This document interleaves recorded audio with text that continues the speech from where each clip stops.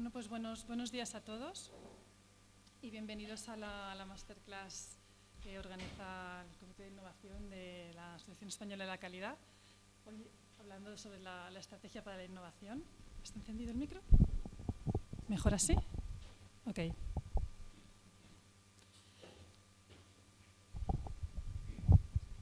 Nos aseguramos que se oye bien. Gracias. Lo primero, agradeceros a todos vuestra participación, tanto los que habéis podido asistir en presencial hoy aquí en International Lab, como los que estáis conectados vía streaming. Es muy importante la participación de todos porque la razón de ser de estas masterclass es precisamente compartir el conocimiento, compartir experiencias y poderlo poner en común. Por lo tanto, es muy importante que estemos todos aquí y conectados o en presencial y que podamos participar, con lo cual os animo a que durante la sesión de hoy pues también seamos participativos. Simplemente enmarcaros por qué estamos aquí y enseguida ya doy paso a mis compañeros y a los ponentes que digamos que desarrollarán todo el contenido de la masterclass.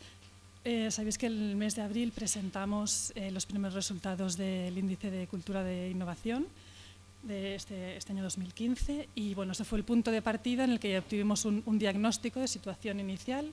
A partir de aquí sabemos dónde nos encontramos, tanto a nivel agregado nacional como cada una de las empresas que disponen de este diagnóstico de partida. Y en el grupo de trabajo en el que estamos desarrollando dentro del Comité de Innovación veíamos muy claro que hacía falta dar un paso más, ¿no? Había esta inquietud de ¿y ahora qué?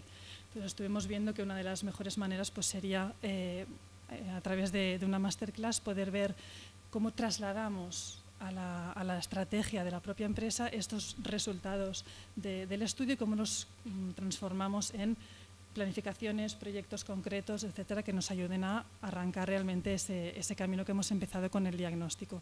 Por lo tanto, primero, pues ahora doy paso a Fran, que nos dará una visión de cómo hay que interpretar los resultados según la perspectiva de la estrategia. Y después veremos pues, casos prácticos de empresas que ya han empezado este camino, ya a partir del diagnóstico ya han empezado a caminar y nos podrán explicar pues, sus experiencias, les podremos preguntar y veremos con ellos pues, cómo han iniciado este camino y entre todos pues, podremos también compartir esa experiencia. Por lo tanto, no me entretengo más y dejo paso a Fran que empiece con la parte técnica de la masterclass.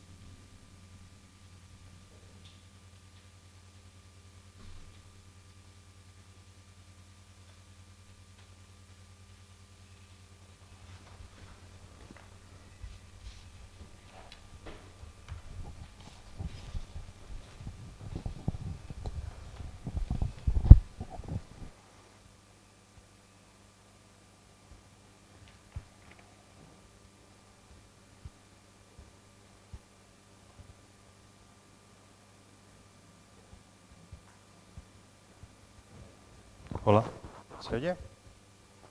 Pues muy buenos días a todos y todas y los que estáis presentes y los que estáis presentes en los dos canales, el físico y el streameado.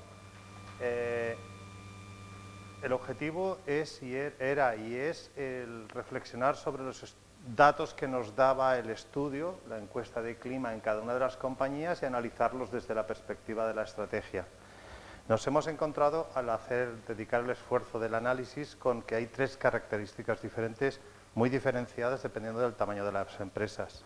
Y entonces el material que he preparado es bastante extenso en cuanto a datos, no pienso detenerme por efectos de tiempo en todos los datos, sin embargo, como el material se va a compartir con vosotros, de tal manera que cada uno, si es pequeña, si es mediana, si es grande, podrá disponer de unos datos para hacer un análisis más profundo. ¿Sí? Entonces,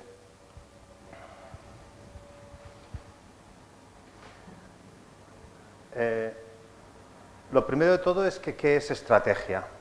El primero, lo que hemos visto claramente es que el concepto estrategia como liderazgo, como innovación, es un concepto muy genérico, como felicidad.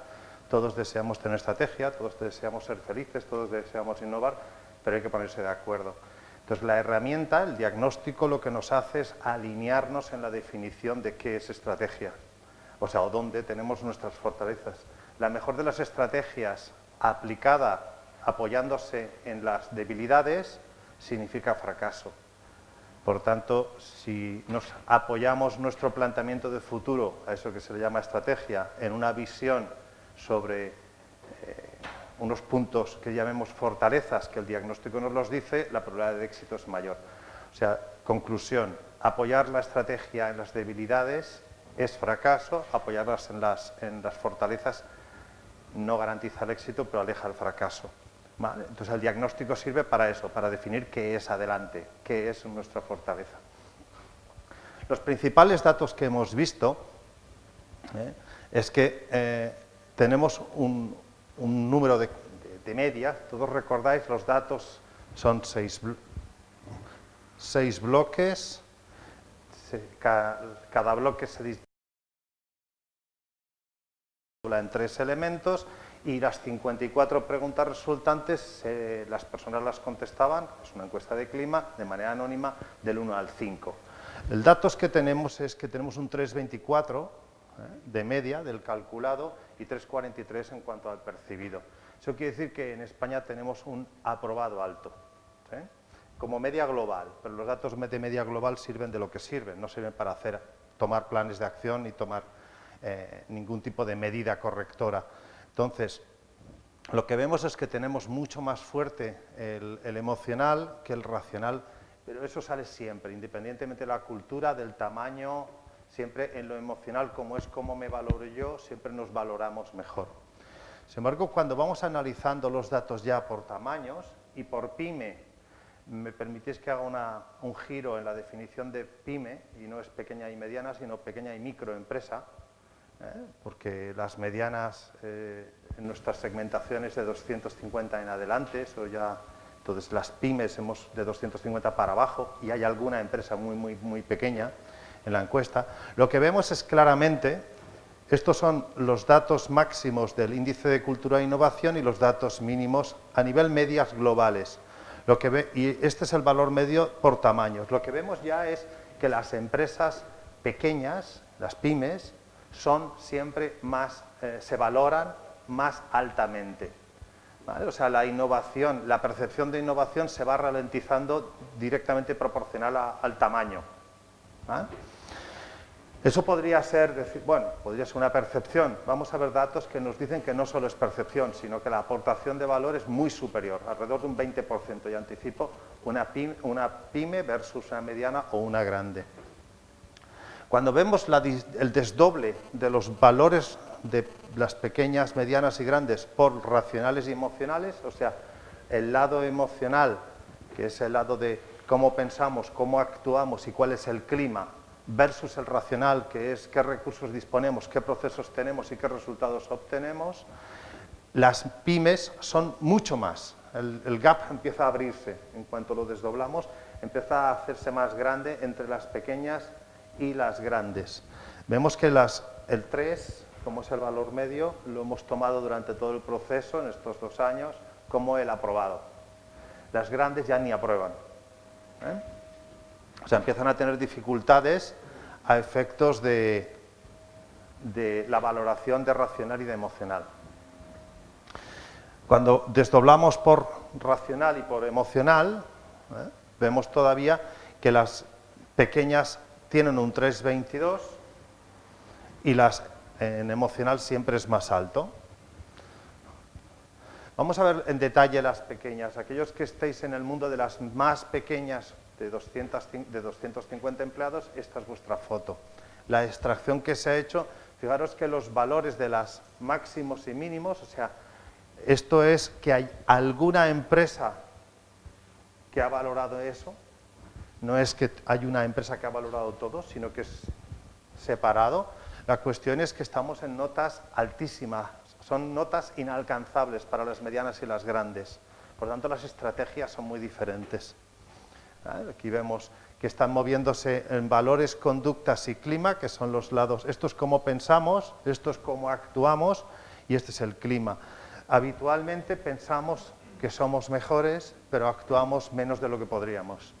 Y esto en el día 15 de abril ya salió como conclusión macro, que lo que hace falta es un liderazgo estimulador, un cambio de paradigma en menos directivos y más líderes. Y profundizaremos un poquito más en ello hoy. ¿Vale? Aquí tenéis muchos datos a efectos de, como el material es para vosotros, un análisis en base a aquella sección que os corresponda, si sois pequeñas, si sois medianas o si sois grandes. ¿Vale? Cuando nos vamos a nivel factores, o sea, el siguiente nivel de desglose, lo que tenemos claramente es que emprendeduría es el gran ganador junto con impulso, o sea, con las ganas que tenemos, el empuje que tenemos. Recordemos que estamos en las pequeñas. En las pequeñas hay un gran impulso, es la avidez de energía. Sin embargo, curiosamente veremos después que el gran problema de las organizaciones a la hora de innovar es la excusa del tiempo. Las pequeñas no lo tienen. En las pequeñas esa excusa no existe. Entonces, no podemos llegar más que a hipótesis que habría que investigar para descubrir si se valida o no, pero parece que la pasión, el compromiso, suple el horario laboral. Parece que el tiempo se diluye, es diferente la medida del tiempo. Entonces, cuando vamos a nivel de los 54 se hace menos legible en la distancia, pero se hace muy interesante porque empezamos a tener valores, varios elementos están sobre 4. 4 es excepcional, o sea, la mejor, dentro de la base de datos, no del estudio, sino dentro de toda nuestra base de datos, la mejor nota en un elemento es 470. Y es una empresa mexicana que se dedica al cemento, es Cemex. O sea, Cemex es una de las empresas más innovadoras en lo que tenemos recopilado en la base de datos y además en el mundo, reconocidamente, curiosamente. De hecho, en la época de crisis que el cemento se ha desmoronado, el uso del cemento, no sé por qué razón, no se me ocurre, Cemex ha seguido creciendo. Pues aquí vemos que Cemex tiene valores similares a las empresas pequeñas. Eso nos llevaría quizás al paradigma aquel de que las grandes organizaciones, los gorilas, deberían estructurarse como chimpancés y actuar como monos, ¿no? Como monos rápidos y ágiles. Entonces esto lo vamos a ver como una constante después en una tabla comparativa. En las medianas, aquellas que vais desde 250 hasta 999, o 1000, aquí vemos ya que los datos son más modestos, están ya rayando en el aprobado, ya se van moderando. Sin embargo, valores, y recuerdo que valores es cómo es mi autopercepción a efectos de me siento creativo, tengo ganas, soy curioso, etcétera, etcétera. El yo, es el más altamente valorado. Y las conductas es el y cuánto pones en práctica. Bueno, aquí ya baja un 307. Por tanto, las estrategias en las medianas serían muchísimo más focalizadas en el estímulo del liderazgo. En no perder aquella energía que tenían cuando eran pequeñas. No olvidemos que toda empresa, por grande que hoy sea, en algún momento fueron dos. En algún momento fueron pequeñas. Son como los niños. En algún momento fuimos bebés. Y tal cual vamos creciendo, nos vamos llenando de prejuicios, de frenos, de actividades, de cosas que nos limitan. Pues las estrategias en las medianas ya empiezan a ser mucho más focalizadas en conductas. Y aquí vemos que el mundo de los recursos empieza a ser penalizado y los resultados, que es el 321, solo salen reforzados básicamente cuando veamos a nivel de los elementos. El 321 lo lanza los resultados financieros de hoy. Cuando se habla de los reconocimientos, resultados que nos dan el entorno, bajan bastante. Pero no olvidemos tampoco, y esto lo vimos el 15 de abril y lo tenéis a vuestra disposición en este material y en el del 15 de abril, que los resultados de hoy es la cosecha de lo que sembramos ayer. Y en un entorno VUCA, que cambia radicalmente cada minuto, lo que siembres hoy igual no sirve de nada mañana. Por tanto, hay que estar muy atento a qué está pasando para sembrar hoy aquello que cuando recojas tenga el futuro, sea útil. ¿Sí? Entonces, la estrategia en la innovación en las medianas se focalizará, como veremos un poquito más adelante, a centrarse en las conductas de los líderes, que no pierdan ese espíritu inicial, y centrarse en aligerar los procesos.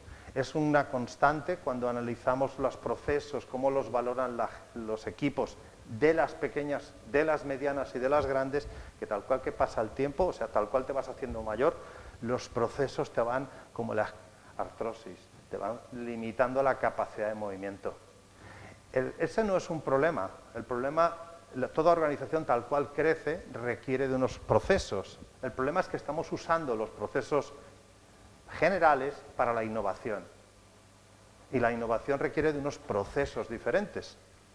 No podemos usar los mismos procesos y el problema es que estamos usándolos, por tanto nos penaliza a la gente cuando les preguntamos, nos dicen que los procesos nos frenan, pero es que el proceso de autorización de compra de un paquete de plastilina para hacer un prototipo es el mismo que para comprar un ordenador y el problema es que el SAP nos permite poner una crucecita en comprar ordenador, pero no existe la casilla para poner la crucecita para la plastilina, por tanto la gente acaba comprándosela de su bolsillo.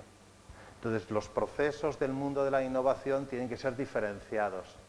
¿Vale? Entonces, el problema de las medianas es que empiezan a decir, cuando son pequeñas no hay procesos, es casi la ilusión y la anarquía. Sin embargo, es lo que acaba generando procesos, porque hay que sistematizarse, vamos creciendo, y para la innovación se nos olvida que requiere de otros procesos muy diferentes. Eso se ve claramente reflejado en Sin Burocracia. Ya cuando estamos en las medianas, Sin Burocracia se desploma al 2,65, o sea, ya suspende. Y estamos en las medianas, o sea, los que estáis aquí en nombre de empresas de más de 1000 empleados, prepararos. Sí, pero claro, como no hay procesos ni burocracia para la innovación, usamos los estándares y los estándares no están preparados para gestionar ambigüedad e incertidumbre. Y entonces hay una sintonía. Entonces, cuando nos vamos a las grandes empezamos a tener ya situaciones interesantes, que las medias racionales y emocionales ya directamente suspenden, o sea, ya las medias. Que la parte racional todos suspenden y solo los valores, y recordemos que los valores es el yo, o sea, yo cómo me siento, yo cuán creativo soy, evidentemente yo no me suspendo a mí con facilidad. En cuanto pasamos a la acción, el gap se hace mucho más grande que en las medianas y en las pequeñas. Entre otras cosas porque no olvidemos que en conductas, y lo veremos, de los 9 elementos de actuación de esos 54 que analizan liderazgo, 8 están aquí dentro. Y tal cual la organización se hace grande, yo con mis líderes tengo mayor distancia. Cuando vemos en los datos de las empresas pequeñas, los datos dicen que la valoración que hago de mis líderes es mucho mejor, porque en realidad tengo roce, ¿no?, con él, compartimos el escritorio casi, o sea, no hay despachos, es un hábitat diferente. Igual hasta son todavía los fundadores de la empresa y están ahí compartiendo las pizzas del mediodía porque no hay otra cosa, no da tiempo de más. El roce hace el cariño y aquí hace la distancia. ¿Vale? O sea, aquí la estrategia sería mucho más de, como veremos aquí, la burocracia ya se mide en el 2,27. O sea, si mi hijo saca una nota del 2,27, empiezo a preocuparme seriamente. 2,27 sobre 5 es un 4,50. O sea, tengamos en cuenta que la burocracia es el freno de la creatividad, es uno de los killers. Y por eso tengo aquí a Drila, que es un buen amigo de los que trabajáis con inteligencia creativa y hagáis talleres de creatividad. Esto va pululando cuando hay talleres de creatividad y lo tiene el que acaba de juzgar una idea. Pues esto, la velocidad de fluctuación de la Drila en un taller de una pequeña, de una mediana o de una grande, en una grande estaría agotada la pobre cocodrila de ir de un lado para otro. ¿Vale? O sea, el killer de la creatividad se mata de muchas maneras. De hecho, al revés, lo que hay que hacer no es estimularla, es dejar de ponerle límites. Todos somos muy creativos, ¿eh? Si nos dan el espacio, la oportunidad, nos gusta jugar, inventar, imaginar, y si no, pensan en vuestros hobbies. Seguro que en vuestros hobbies desarrolláis una imaginación y un placer diferente que en el mundo del trabajo. Pues lo que hay que hacer es romper esos paradigmas de la burocracia y de los recursos. Aquí el tiempo pasa a desplomarse también. Okay, lo que hemos hecho ahora es colocar los 54 elementos de las pymes, o sea, de las pequeñas y microempresas, las medianas y las grandes para que podamos comparar. Aquí vemos claramente que el bloque este, que es donde están los 8 de liderazgo, perdón, de hecho, el único de estos 9, el único que no está referido a liderazgo, a mis líderes, es iniciativa. Aquí es me inspiran, me retan, son modelo, me entrenan, me dan apoyo, me dan influencia, muestran adaptación y son tenaces. En las pequeñas, mirar qué valores tiene y tal cual vas evolucionando, aquí se desploman. O sea, el líder... De hecho, es muy habitual cuando hacemos talleres o hacemos conferencias en grandes empresas que hay alguien de muy alto nivel que inaugura la conferencia o el taller y se va porque no tiene tiempo. En las medianas y en las pequeñas se quedan. Y ese mensaje es muy sólido, es muy fuerte. El liderazgo no se explica. El liderazgo se nota. ¿Y qué es cultura? La cultura es lo que se percibe. Entonces, si el líder dice es muy importante la innovación para nuestra organización, así que por favor a sacarle jugo a este consultor que nos vale una pasta inmensa, etcétera, etcétera, y os dejo que tengo mucho trabajo, pues evidentemente el mensaje es muy diferente que si dice qué vamos a hacer hoy, ¿no? Y se suma. Aquí hay una clara evolución. Cuando nos metemos en el mundo de lo racional, veis que en lo emocional tenemos además exploración. Fijaros qué datos tienen en las ganas de explorar, se va diluyendo con el tiempo y la burocracia va bajando. El dato, o sea, el sin burocracia. Por tanto, como es sin burocracia, un 5 significaría que no hay, que es muy fácil poner en marcha cosas. Cuando estamos en el mundo de lo racional, fijaros que los valores máximos son enormes y que tiempo y dinero, curiosamente, en las pequeñas no es un problema. O sea, para la innovación hay una máxima que siempre se ha comentado en diversos foros y es la innovación, lo que es la innovación hasta la fase prototipo o prototipo no requiere dinero. No le deis dinero en las fases iniciales a la innovación, sino las personas dedican más tiempo a gestionar los recursos que a innovar. E innovar es lateralidad, es creatividad, es hacer que la cocodrila esté quieta y no se mueva, no fluya. ¿Sí?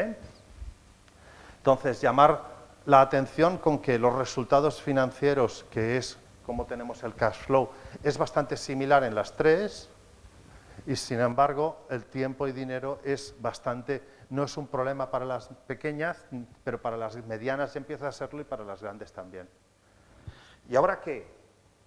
O sea, la intención de tantos datos, insisto, no, como comentaba al principio, no era profundizar ahora porque no es el foro, los números matan, sino que luego esto lo dispongáis y podáis analizarlo con mucha tranquilidad, aquellos datos que os sean interesantes, sino es trasladaros ahora ¿y ahora qué hacemos con estos datos? Cuando los tengáis, ya los tenéis, los que hayáis hecho el estudio tenéis todos los datos, y es ahora qué.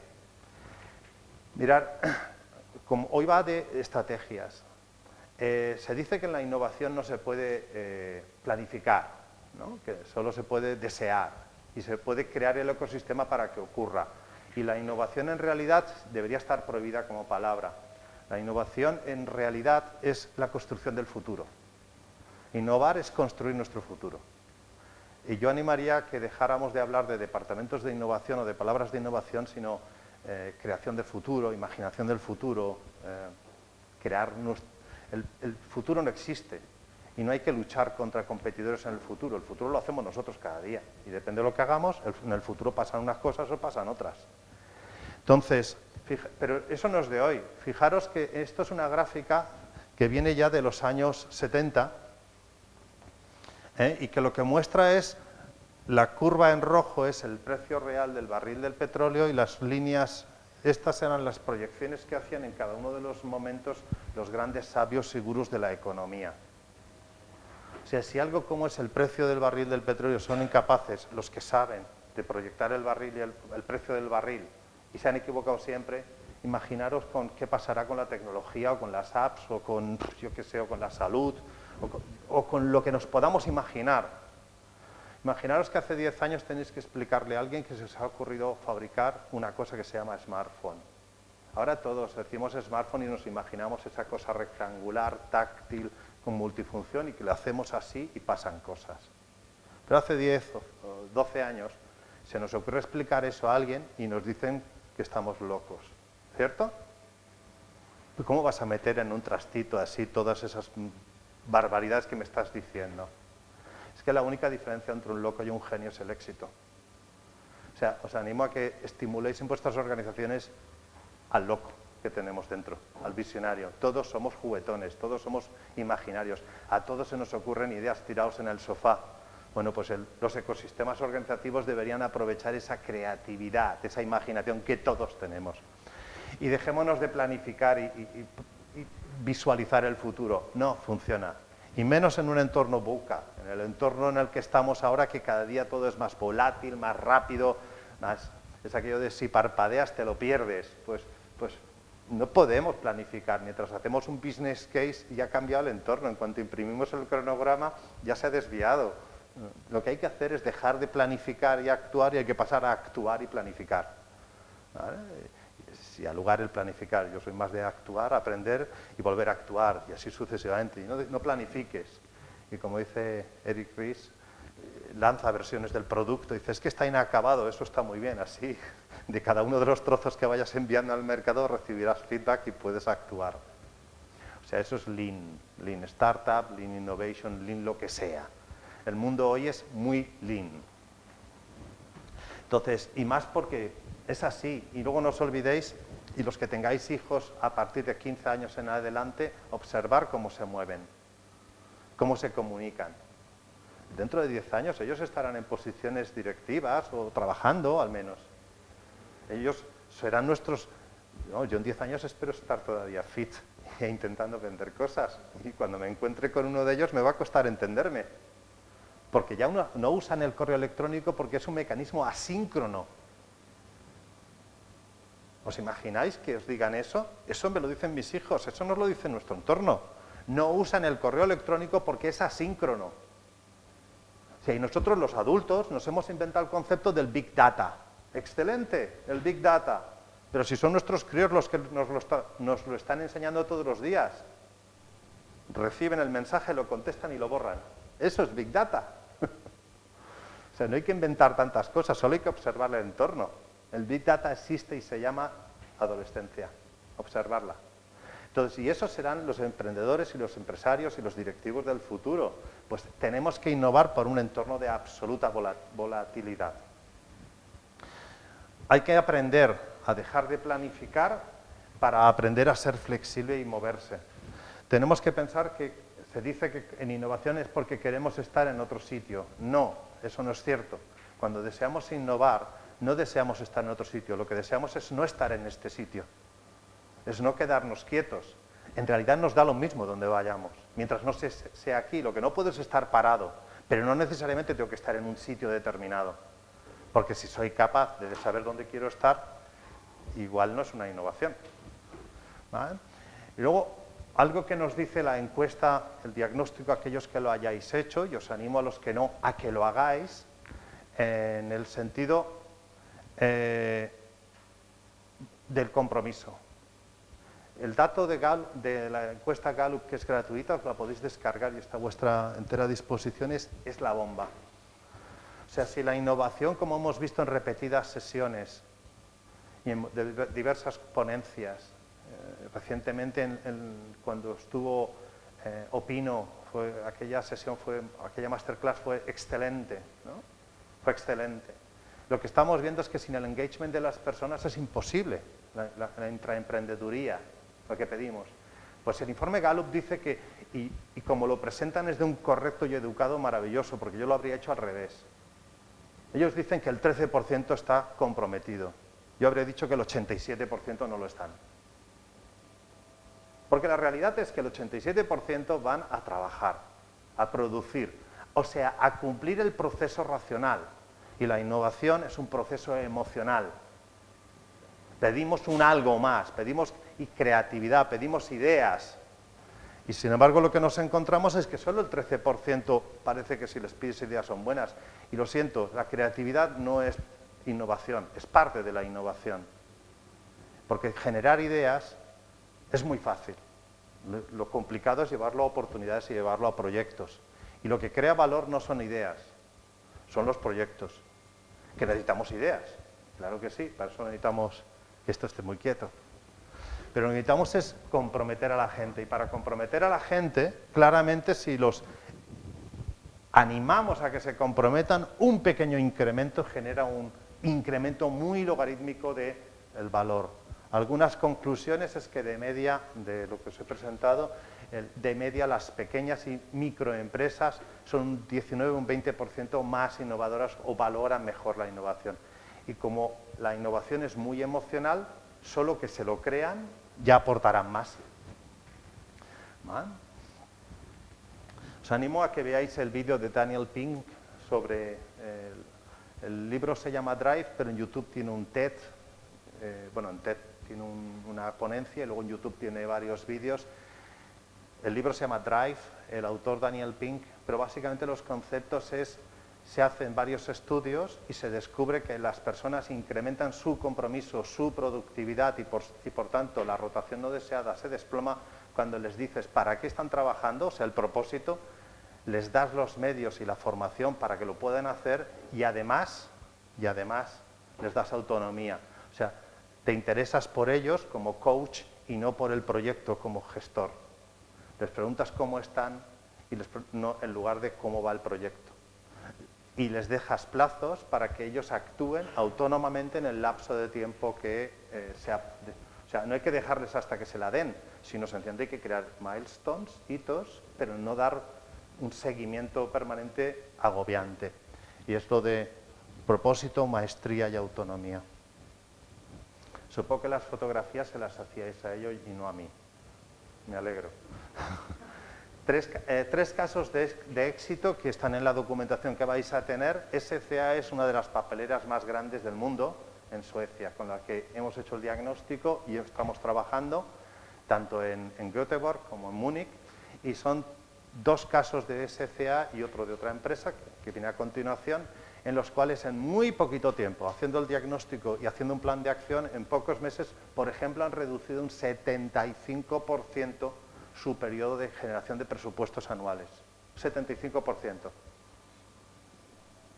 O sea, el esfuerzo de generar los presupuestos anuales, que como bien dice la palabra, son anuales, quiere decir que es una tarea repetitiva, en un 75%. Bueno, ojalá ya nos gustaría generar ahorros, mejoras de eficiencia de esos ratios en procesos repetitivos. Este es el caso que os acabo de comentar y en este caso concreto era cómo el departamento de compras puede incrementar su eficiencia y crearon 30 proyectos en una sesión de día y medio. O sea, en cuanto a las 30 ideas, oportunidades y después proyectos. Las personas cuando les creas el marco emocional suficiente se convierten en champions. De hecho, el problema es frenarlos. Es decir, para. Porque además hemos de hacer nuestro día a día. El otro caso es una empresa que, aun siendo alemana, es más próxima. Trabajamos con Rital, que es alemana, pero con la empresa, la delegación española. En un buen día tenían que hacer un ERE o medidas drásticas y tomó la decisión el director general de no hacerlo, hacer justo lo contrario. Dice, no voy a hacer un ERE, sino que voy a invertir en las personas. Y se la jugó. Hoy es la delegación más rentable de toda Europa. Y ha tenido que despedir de las 92 personas a 2, con prejubilación. El compromiso de las personas te pueden poner como directivo en una posición muy diferente a ti y pueden hacer la empresa. No somos estúpidos, a todos si nos gusta nuestro trabajo queremos que dure. Por tanto, daremos lo que haga falta para que aquello sea así. En resumen, y para concluir, en realidad la estrategia que tenéis que plantearos a la hora de poner en marcha con estudios de clima o sin estudio de clima, en cualquier caso es una estrategia que alinee 3 elementos. ¿Qué queréis hacer con el liderazgo? Olvidaros de lo que aprendisteis en las escuelas de negocio. Está muy bien para la gestión, pero no para la estimulación. Nos sirve para la gestión, pero hemos de emocionar a la gente, hemos de comprometerla. La segunda cosa es tener muy claro qué queréis hacer. La estrategia de la innovación tiene que estar alineada con la estrategia de la corporación. De hecho, tiene que servir para que la estrategia de negocio se alcance de manera diferente. Porque si todos le pedimos a los mismos consultores que nos hagan el plan de negocio, a todos, a los competidores y a nosotros nos dará lo mismo. Es exactamente el mismo documento. Sin embargo, si comprometemos a las personas, en esta sala somos un determinado número de personas y cada uno de nosotros es diferente. Por tanto, el resultado que saldría si hiciéramos algo, los que estamos aquí versus los que estén en la sala de al lado, sería ya diferente. Por tanto, involucrar a la gente en el desarrollo de la estrategia de innovación, que esté vinculada con la corporativa. Y olvidaros del concepto de que la innovación se basa y utiliza los mismos procesos que la organización tiene ya. Es un dato curioso, ¿eh? Se ha intentado en muchas organizaciones y se sigue intentando que la innovación pase por los procesos organizativos estándares. Y esa es la única disciplina a la cual se le pide eso. Porque la calidad tiene sus propios procesos, las finanzas tienen sus propios procesos, el marketing tiene sus propios procesos, producción y logística tienen sus propios procesos, y a la innovación le decimos, usa los que quieras, pero de los que tenemos. Bueno, no nos lo creemos. No nos creemos que la innovación es una disciplina, pero es una disciplina que está en la situación en la que estaba la calidad hace 30 o 40 años y pues está acabando pues como un adolescente, está construyendo sus huesos, su organismo, está adaptando su estructura, va creciendo todos los días, le duelen a veces las articulaciones y no es por vejez, sino es porque está creciendo, está adaptándose. Y como directivos tenemos la obligación de crear los espacios, lo que llamamos nosotros el Innovation Sandbox. Y es cuando se está en ese hábitat, en ese espacio, se tiene que tener una sensación de comunidad, se tiene que disponer de un poco de ese tiempo, cuando se está ahí, ese tiempo es diferente, algo de recursos, ese espacio que sea diferente, porque cuando entramos en un gimnasio, cuando entramos en un restaurante, o cuando entramos en una biblioteca, esos espacios están diseñados para que nos inspiren lo que cada uno de esos espacios nos ha de inspirar. Entonces, la innovación requiere de esos espacios seguros y simples. Muchas gracias.